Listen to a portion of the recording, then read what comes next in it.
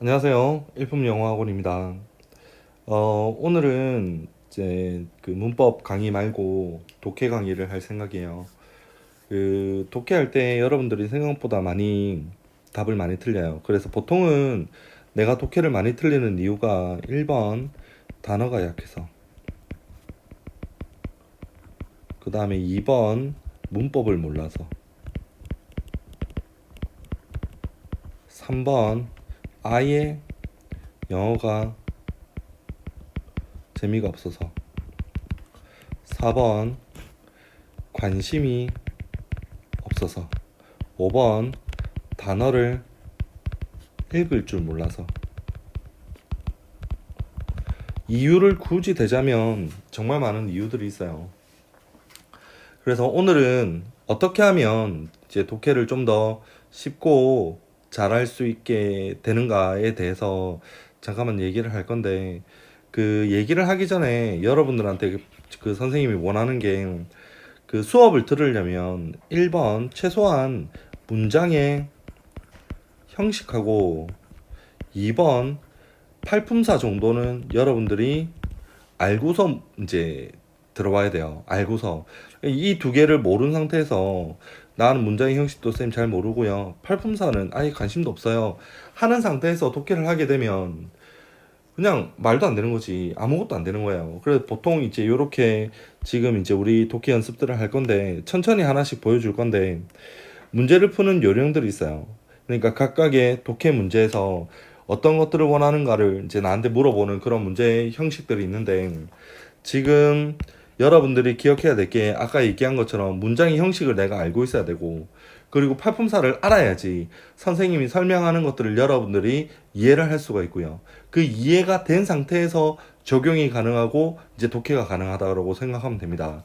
그리고서 이 독해라는 말이 뭘 가지고 있냐면, 해석을 해서 내용을 이해한다라는 말이 독해 안에 들어가 있어요. 근데 보통 이제 그런 아이들도 있거든. 아, 선생님, 해석은 되는데 무슨 말인지 이해가 안 돼요. 이거 같은 경우는 여러분들이 어떤 연습을 해줘야 되냐면, 책을 좀 읽어야 돼요. 책을 읽을 때 아무 생각 없이 책을 읽는 게 아니라 책의 내용을 상상하면서 읽는 거야. 그러니까 예를 들어서 무협지가 상상하기 정말 좋거든요. 무협지가 읽기도 정말 좋고 상상하기도 좋아. 근데 만약에 이제 선생님이 여러분들한테 책을 읽으라고 시켰어. 근데 이 책을 읽으라고 시키니까, 그래, 기왕 읽는 거 제대로 된 책을 읽자 해가지고 도스토예브스키의, 아닌데, 하여튼 그 러시아 사람 있죠. 죄와 벌, 뭐 정의란 무엇인가, 뭐 이렇게 어려운 책들 말고 쉬운 책을 읽으면서 여러분들이 상상을 하면 돼요. 그래서 보통 고등학교 1학년의 고1 수준의 독해는 미국으로 치자면 초등 6학년 난이도예요. 그러니까 내용 자체가 초등학교 6학년, 여러분들이 초등학교 6학년 교과서를 보는 내용이 고등학교 1학년 문제로 나오고요. 그리고 고등학교 2학년은 당연히 중등 수준입니다. 중학교 그것도 이제 한 2학년 요 정도. 그 다음에 이제 고3이 좀 어려워요. 고3 같은 경우는 섞여 있어. 중등 내용도 섞여 있고요, 고등 내용도 섞여 있고요, 대학교 논문도 섞여 있습니다. 논문이 아니라 논문이죠. 논문도 섞여 있어요. 다시 말하면 고등학교 3학년 내용은 이거를 바로 갈 생각하면 안 돼. 고등학교 3학년 내용은 일단은 기다려줘야 돼요. 여러분들이 어느 정도 머리가, 다시 말하면 이해력이죠, 이해력이 올라갈 때까지는 좀 더 기다려줘야 돼. 그러니까 무턱대고 고등학교 3학년 문제를 푼다라고 생각하지 말고요. 그리고 지금 뭐 초등학생이나 고등학생 중, 이제 중학생 중에 고등학교 3학년 문제를 풀다가 우리 학원에 온 아이들도 있어요. 근데 그 아이들이 이해를 하고서 문제를 푸는 게 아니야. 그냥 풀으라니까 아무 생각 없이 푸는 거야. 그러니까 초등학교, 중학교 수준에서 고등학교 3학년 문제는, 특히 이제 예를 들어서 18번부터 45번까지 독해 문제가 있다 치면 이제 중학교 수준의 문제는 무난하게 풉니다. 고등학교 수준도 어느 정도는 풀어내요. 근데 이제 대학교 논문 나오는 거 있지. 예를 들어서 빈칸이라든지 아니면 문장 삽입이라든지 아니면 순서 문제라든지 이런 것들은 당연히 틀리지. 근데 요것들이 생각보다 몇 문제는 안 돼요. 많아봐야 6문제 정도? 요 정도? 그러니까 요 6개를 틀리고 나머지를 맞춰주니까 뭐 2등급 나오겠죠. 근데 2등급 나오니까 우리 애는 고등학교 3학년 문제까지 풀 수 있다라고 생각하는데 실제로는 아니에요. 실제로는 결국엔 핵심이 이런 것들이니까 이런 것들을 내가 풀어낼 수 있어야 되는데 그래서 여러분들이 만약에 초등학생이고 초등학생은 안 풀어도 됩니다. 그 다음에 중학생이다 하면 고1부터 천천히 하나씩 하나씩 단계별로 나가면 되는데 자 이제 독해를 하기 위해서는 일단은 여러분들이 기초적으로 해석이 돼야 돼. 근데 이제 요거를 지금 이제 풀라고 20번 같은 경우를 주잖아요. 그러면 이제 막 이제 인강 들어보면 막 이거 지금 이제 요지, 주제, 제목, 요지, 목적. 자, 이 문제를 풀 때는 말이야.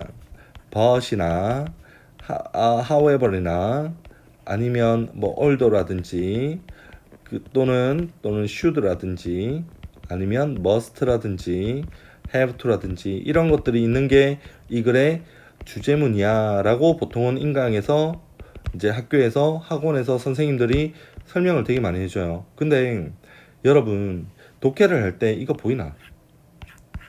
안 보이죠? 그러니까 독해를 하다 보면 이제 첫 번째로 여러분들이 어떤 문제를 푸는지를 기억해야 돼. 어떤 문제를 풀고 있냐? 풀고 있는가? 자, 이게 왜 중요하냐면요. 각각의 문제마다 접근 방법이 틀려요. 지금 우리 이제 모의고사가 18번부터 45번까지인데 여기서는 독해 영역이 있고요. 그리고 작문 영역이 있습니다. 그러니까 독해 영역은 말 그대로 주제, 제목, 요지, 목적이고 작문 영역은 빈칸이라든지 순서라든지 삽입이라든지 이런 것들을 우리는 작문 영역이라고 보통은 이제 얘기를 해요. 왜냐하면 영어가 지금 듣기 영역이 있고요. 그리고 독해 영역이 있고 작문 영역이 있잖아. 그러니까 실제로는 언어기 때문에 듣기, 읽기, 쓰기까지 다 보려고 하는 거야. 그러면 이제 듣기 영역은 듣고 1번부터 18번까지니까 듣고 풀면 되고요. 그 다음에 나머지 18번부터 45번을 여러분들이 독해 영역이라고 생각하고서 읽고 풀려고 생각하는데 접근 방법이 틀려요. 독해 영역하고 작문 영역은 작문은 먼저 알겠지. 여러분들이 글을 쓸 수 있는 능력이 되는가 안 되는가를 물어보는 게 바로 작문 영역이야. 근데 접근 방법을 틀리게 하려면 내가 어떤 문제를 풀고 있는가를 봐야 돼. 그러니까 이게 내가 풀고 있는 문제가 독해 영역인가 작문 영역인가 이거를 구분해내야 돼요. 그리고 독해 영역일 때는 이것만 생각하면 돼. 무슨 말을 하고 싶을까?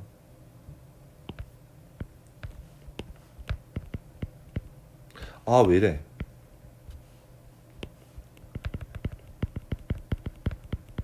하고 싶나? 글 쓰는 이죠. 아니면 뭘 내가 알아주면 주길 원하는가? 그러니까 예를 들어서 지금 이렇게 있잖아. 그럼 여기서부터 여기까지가 한 줄이죠. 그걸 읽고서 아, 이 사람이 왜 이걸 썼을까? 여기서부터 여기까지가 한 줄이죠. 요걸 보고서 왜 이걸 썼을까? 이 생각들을 되게 많이 해야 돼. 그러면서 딱 이게 왜가 아, 이래서 이 글을 썼구나. 가 되잖아. 그러면 답으로 가면 됩니다. 그러니까 요 연습을 해주면 되는데 자 갈게요. 자 parents는 may often claim 명사절 they spend a lot of time with their children. 자 여기까지 했을 때 여러분들한테 풀라고 하잖아. 그러면 당연히 선생님처럼 여기서부터 읽어봅니다. Parents may often claim that they spend a lot of time with their children. 자 근데 선생님은 그냥 영어를 읽기만 해도 무슨 말인지 이해가 돼요. 근데 여러분들은 한국 사람이기 때문에 절대로 영어를 읽고서 이해하는 것은 불가능합니다. 그래서 어떤 단계를 여 사이에 거쳐야 되냐면 해석의 단계를 거치고 그리고 나서 한국말로 바꿨지. 그 한국말을 이해하려고 노력을 해야 돼. 근데 지금 여기서 자 클레임이 선생님 나 무슨 뜻인지 모르는데요. 그러면 이제 문제가 되는 거지. 그러면 정말 문제예요. 그래서 여러분들이 지금 이런 단어들 있지. 모르겠으면 외울 생각을 해줘야 돼. 근데 외울 생각 자체도 안 하잖아. 그리고 단어를 외울 때 지금 여기 보면 아까 지운 것 같은데 단어를 외울 때 자, 단어에 한 뜻이 있습니다. 자, 그럼 클레임 여기서 단어를 찾아볼게요.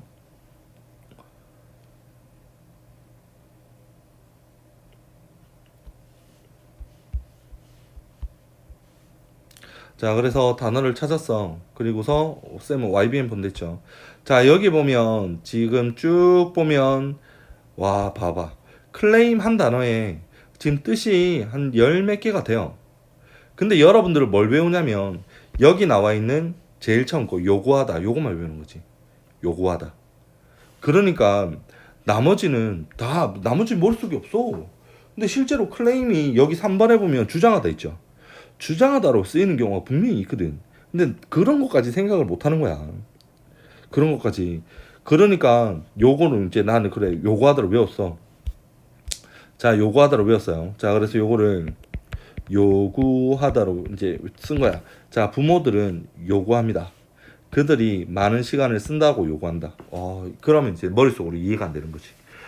해석이 됐는데 이해가 안 돼. 그러니까 보통 학생들이 선생님 해석은 되는데 이해가 안 돼요 하는 말은 해석에서 단어 선택을 잘못한 거예요. 그래서 여기서 여러분들이 정말 많이 기억해야 될 게 뭐냐면 플렉서블한 생각이지. 플렉서블한 생각. 이 플렉서블한 이 유동적인 생각. 유동성을 가지고 있는 생각. 그러니까 유도리 있는 생각들이 정말 많이 중요합니다. 근데 이제 그 유동성을 가지려면 첫 번째 단어를 외울 때 실제로 그래 우리 요구하다를 외워. 근데 나머지 것들을 좀 보긴 해야 돼. 그러니까 보기는 해야 돼요. 근데 요거만 딱 외우고 요구하다, 클레임 요구하다, 클레임 요구하다, 클레임 요구하다. 그래가지고 오케이 외웠어, 클레임 요구하다 이렇게 끝나는 게 아니라 뒤에 나머지 단어들을 한 번쯤은 살펴봐야 돼. 단어를 외울 때마다. 그래야지 선생님이 가르쳐 주잖아. 수업할 때 요구하다 분명히 클레임 이제 누구한테 물어보거든. 자 시영아 클레임 무슨 뜻이니? 그럼 시영이가 요구하다라고 얘기를 하잖아. 그러면 이제 선생님 또 하우한테 물어봐요. 하우야 요구하다가 무슨 뜻이라고? 그러면 이제 클레임이 무슨 뜻이라고? 그러면 또 하우도 이렇게 요구하다 아니에요? 그러면 선생님이 맞아 맞는데 요구하다 말고 다른 뜻이 하나 더 있어. 그걸 외워야 돼. 라고 얘기하면 그때 외우면 되는 거야. 그때 선생님이 주장하다를 쓸 거예요. 그러면 맞아 단어책에서 봤는데 그러면서 조금씩 외워나가는 단어 양을 늘리면 됩니다. 무슨 말인지 이해되죠? 자 그래서 다시 갈게요. 자 그러면 자 부모들은 주장해요. 부모들이 써 많은 시간을 그들의 아이들과. 자 방금 선생님이 어떻게 해석했냐면 지울게요. 자 여기서부터 여기까지 해석할 때 1번 2번 3번 4번 5번 다시 말하면 요 순서 그대로 해석을 했습니다. 6번까지 맞지? 근데 여러분들한테 해석을 시키면 어떻게 하냐면 1번 2번 3번 4번 5번 지 맘대로 가는 거야. 지 맘대로. 그래서 품사를 알고 문장의 형식을 알아란 소리야. 주어고 동사고 이 아이를 목적으로 합니다. 그러면서 이때 목적어 자리에 대시 들어가면 명사절이 됐죠. 명사절 대신 완전한 문장이고 이게 해석이 것으로 돼. 근데 것으로 되기보다는 주어가 동사 한다는 것 이렇게 해석이 된단 말이야. 이거를 알아야지 내가 해석을 할 때 적용을 할 수가 있겠죠. 그러면 다시 가볼게. 부모들은 종종 주장할지 몰라요. 주어가 동사한다는 것, 부모가 쓴다라는 것, 많은 시간을 이렇게 하면 해석이 된다니까. 근데 이렇게 해석하는 게 실제로는 올바른 해석입니다. 선생님이 생각할 때는. 무슨 말인지 알겠지? 그러면 자 요까지 내가 해석을 했어요. 아이들과 많은 시간을 쓴다라고 부모들이 얘기를 해. 요것도 여러분들이 중요해. 그러니까 여기서부터 읽었을 때 나름의 요약을 하는 거예요. 나름의 요약을 하는 거예요.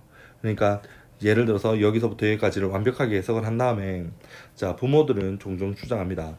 그들이 써요. 많은 시간을 아이들과. 그러면 어떻게 생각하냐면 부모들은 부모 자체가 아이들하고 시간을 많이 쓴다라고 얘기를 하는 거야. 아이들과 시간을 많이 쓴다라고 부모들은 생각하는 거예요. 그러니까 이걸 또 대입하는 거지. 우리 엄마 아빠는 나랑 시간을 많이 썼나? 요렇게. 그래가지고 생각해보면 별로 많이 안 쓴 것 같은데. 안 썼으니까 이렇게 얘기할 거 아니야. 안 썼으니까 사실 자, 요것도 지금 여기서부터 여기까지가 한 줄인데 우리 꼭 깔끔하게 보기 위해서 좀 지울게요. 자, 여기서부터 여기까지가 한 줄이고 부사니까 해석 안 되면 버리고. 자, what they mean is not with but in proximity of their children. 자, 요렇게 나왔을 때 여러분들은 모르는 단어가 proximity 있죠. 그러면 살짝 눈을 밑으로 봐. 가까움 있지. 자, 그럼 여기다가 가까움을 쓰는 거야. 그러면 이 외에는 모르는 단어가 없습니다. 근데 해석을 못해. 그럴 때 여러분들이 그러니까 단어를 그럴 때 해석을 못한다면 여러분들은 뭐부터 찾냐면 문장의 주어와 동사를 찾는 연습들을 해줘야 돼요. 그래서 일단은 주어를 찾았지. 그럼 동사를 찾아. 그러면서 얘를 는으로 해석해가지고 동사를 다로 끝내면 어느 정도 맞춰집니다. 자, 그러면 여기서 문장의 동사가 있잖아. 그치? 그럼 여기서부터 여기까지가 주어가 되겠죠. 자, 주어 자리에 what이 들어가면 선생님 문법 했잖아. 것으로 해석된다고. 무슨이 아니라. 그러면 주어가 동사하는 것은 그들이 의미하는 것은 이렇게 해석하면 되죠. 됐지? with은 가치잖아. 가치가 아니다. 가치가 아니라 그들의 아이들의 가까움이더라. 그럼 이것도 외워야 되는 거야. not A but B. A가 아니라 B다거든. 그치? 그럼 이제 완벽하게 해석이 되는 거야. 자, 그들이 말하는 것은 의미하는 것은 함께 있는 게 아니라 그들의 아이에 가까이 있는 거더라. 자, 부모는 아이들과 정말 많은 시간을 써요. 근데 함께 시간을 쓰는 게 아니라 옆에서 시간을 쓰는 거야. 그럼 이제 여기서 여러분들이 무슨 말인지를 정확하게 이해를 하려고 노력을 되게 많이 해야 돼. 자, 그러면서 그 다음 내용을 보면 알 수가 있겠지 하고서 넘어가지 말고 그냥 잠시 멈춰가지고 생각하는 거야. 여기서 생각을 하는 거야. 자, 1번 부모는 아이와 많은 시간을 쓴다고 주장. 2번 함께가 아니라 맞지? 가까이 있다. 요거를 이해를 해야 돼. 그 다음에 자, 우리 지금 첫째 줄, 둘째 줄을 읽었습니다. 해석을 하고 이해를 했으니까 독해를 했다 생각하면 되겠죠. 자, 그랬을 때 눈을 감고서 내가 첫째 줄, 둘째 줄이 생각이 안 나잖아. 그러면 나 이해 못한 거라고 생각해도 상관없어요. 그러니까 이렇게 완벽하게 내가 눈 감고서 아니면 종이에다가 이렇게 쓸 수 있을 정도로 여러분들이 내용을 정확하게 숙지를 해야 됩니다. 그러면서 독해가 늘어나는 거고, 그러면서 나의 배경 지식이 늘어나는 거예요. 그래서 자, 함께가 아니라 가까이 있다라는 말은 나는 어떻게 이해를 했냐면 같이 노는 게 아니고 같은 공간에서 가까이 있는 거니까 아이는 장난감, 엄마는 전화기. 이때 엄마는 뭐라고 생각하냐면 나 애랑 놀아주고 있는 거야 라고 생각하는 거예요. 따로 놀고 있는데 요렇게 생각을 해야 돼. 그러면 내가 완벽하게 이해가 된 겁니다. 자, 그래서 즉 that is 즉이에요. 자, they may be 그들은 엄마와 아이들은 똑같은 방에 있을지 몰라. 맞지? as their child but watching TV. 자, 아이들과. 하지만 뭐 한다고? TV를 보든지 책을 읽든지 전화기를 하고 있는 거예요. 이메일을 보든지 아니면 다른 손님과 대화를 하든지. 자, 그러면 여기까지가 이 사람이 말하고 싶은 게 여기까지가 아니야. 그러니까 잘 봐봐. 부모가 착각하는 걸, 다시 말하면 사실을 인지시켜 주는 거예요. 아직까지 주지 않았어요. 그러면 인지시켜 줬지. 그러면 해라라는 주제문이 나옵니다. 다시 말하면 해라라는 주제문이 해결책이 되는 거예요. 해결책이. 자, 해결책이 나와야 돼. 자, 여기 보면 what is needed, 요것도 마찬가지로 여기까지 줍니다. is 동사 있으니까. 그럼 요것도 것으로 해석하랬죠. 그리고 나서 요 두 개 합치면 딱 보니까 수동태잖아. 수동태는 되다로 해석하랬지. 그러면 필요하다니까. 필요로 되는 것은 요 있네. 활동적인 개입. 아, 능동적인 개입. 당연히 단어 알아야 되겠죠. 아이들과. 그래서 요게 주제거든.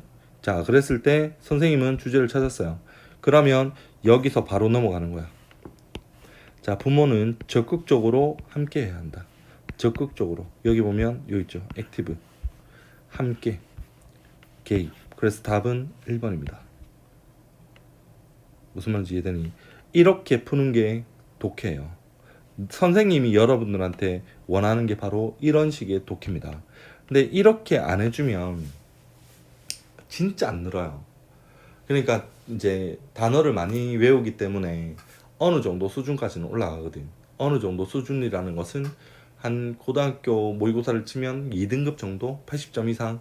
만약에 자기가 80점 이상이 선생님 난 80점 이상이면 만족인데요? 라고 하는 아이들은 그러면 이제 거기서 공부 그만하면 돼요. 그냥 그것만 유지만 하면 되잖아. 근데 만약에 본인이 선생님 저는 1등급을 받아야 돼요. 내가 원하는 대학에 가려면 1등급을 받아야 돼. 라고 생각하는 아이들은 자기 식대로 풀면 안 돼. 자기 식대로 풀면 안 되고 방금 선생님이 했던 요 연습 있지. 근데 이 연습은 하면 뭐가 좋냐면 시험 대비할 때도 정말 많이 좋아요. 어차피 이게 시험 범위 안에 들어가거든. 맞잖아. 이러한 모의고사를 치고 나면 이 모의고사가 시험 범위에 들어가기 때문에 내가 이렇게 정리를 해서 이해를 하면서 외워버리잖아. 그러면 두 번 해석할 필요가 없는 거예요. 내가 딱 정확하게 순서하고 문제 내용을 이해하고 있는데 굳이 내가 왜 공부를 해야 돼? 그럴 필요가 없는 거야. 근데 이게 안 되면 결국에는 이게 될 때까지 공부를 해야 되는데 보통은 이게 될 때까지 공부를 안 하고 시험을 치죠. 그래서 빨리 많은 문제를 푸는 거는 이건 전혀 도움이 안 돼. 말 그대로 시간 낭비예요. 그러니까 한 문제를 풀더라도 요렇게 꼼꼼하게 풀어주는 연습. 근데 이게 처음에는 정말 오래 걸립니다. 정말 오래 걸리는데 하다 보면 빨라져요. 그러면서 늘어. 점수가 올라가죠. 그래서 이런 식으로 여러분들이 풀어주면 좋아요. 그러면 자, 연습할 때 쌤이 모르는 단어가 나오면 어떡합니까? 일단은 여기서부터 여기까지 했을 때 자, 이 단어 그냥 체크를 하는 거야. 모르는 단어를. 그리고 여기서부터 여기까지 해서 쭉 모르는 단어가 없어야 되고, 자, 여기서부터 여기까지 해서 모르는 단어 요거 단어 알고 요 단어. 그러면 일단 체크를 해. 그리고서 해석되는 부분이죠. 해석되는 부분을 정말 이해를 잘하려고 노력을 하는 거야. 그리고 나서 답을 찾아. 됐죠? 그리고 다시 단어를 찾아요. 요런 단어들. 그리고 나서 단어를 찾으면서 다시 완벽하게 해석하려고 노력을 해봐봐. 그리고 내가 이제 고른 답을 봐봐. 그러면 정말 많이 늘어요. 이게 독해력을 올리는 방법입니다. 그리고서 자, 우리 지금 이제 독해 영역 같은 경우 있지. 독해 영역은 주제, 제목, 요지, 목적, 빈칸도 선생님은 독해 영역이라고 봐요. 빈칸 또한. 그러니까 여기까지는 요 방법으로 풀고 다음 시간에 장문 영역에 대해서 수업을 할 거예요. 그래서 다음 시간에는 지금 이 장문 영역이 뭐냐면 여기 나오는 순서, 그리고 문장 삽입, 그리고 요약, 이런 것들을 작문 영역이라고 하거든. 실제로 여러분 풀어본 아이들은 생각보다 많이 어렵죠. 그래서 단어 외우는 거를 절대로 등한시하지 말고, 그리고 독해 문제가 숙제로 나갔을 때 여기서부터 여기까지를 한번 자기 실력대로 풀어보고 단어를 찾고 요런 단어들, 그치? 뭐, 또, 뭐, 모르는 단어, 요런 단어들 찾고서 정확하게 한번 해석을 해보고, 그리고 나서 이제 내가 처음에 푼 답하고 두 번째로 푼 답이 맞나 틀린지를 확인해보고, 그러면서 다시 한번 더 단어를 외워주는 그런 연습들을 하게 되면 반드시 실력이 올라갈 수밖에 없어요. 근데 이게 지름길입니다. 이게 지름길이에요. 처음에는 단어 외우는 것처럼 생각보다 시간이 많이 걸릴 수는 있지만, 결국에 궁극적으로 우리가 한 달, 두 달 하고서 독해를 끝낼 게 아니잖아.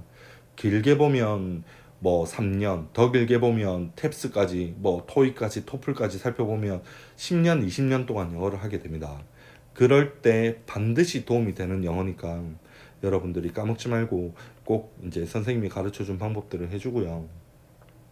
그리고 책은 많이 읽으면 많이 읽을수록 독해력이 올라갈 수밖에 없어요. 독해력이 올라간다라는 말은 어휘력이 올라간다라고 생각해도 되거든. 근데 어휘력이 올라가면 당연히 이해력도 올라갑니다. 그러면서 점수도 올라가게 돼 있어요. 그러니까 책 읽는 것도 여러분들이 절대로 등한시하면 안 된다라는 거.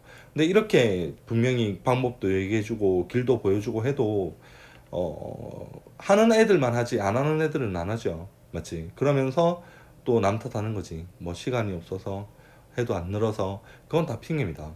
왜냐하면 쌤 보면 되잖아.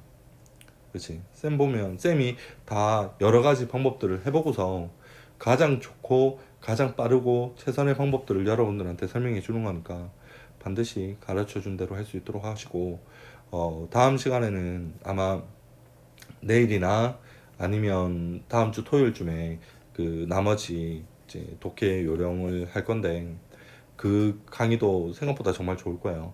그래서 이렇게 해줄 수 있도록 하고, 그다음에 건강 조심하고 우리 다음에 만날 때까지 건강하게 있을 수 있도록 합시다. 고생했습니다.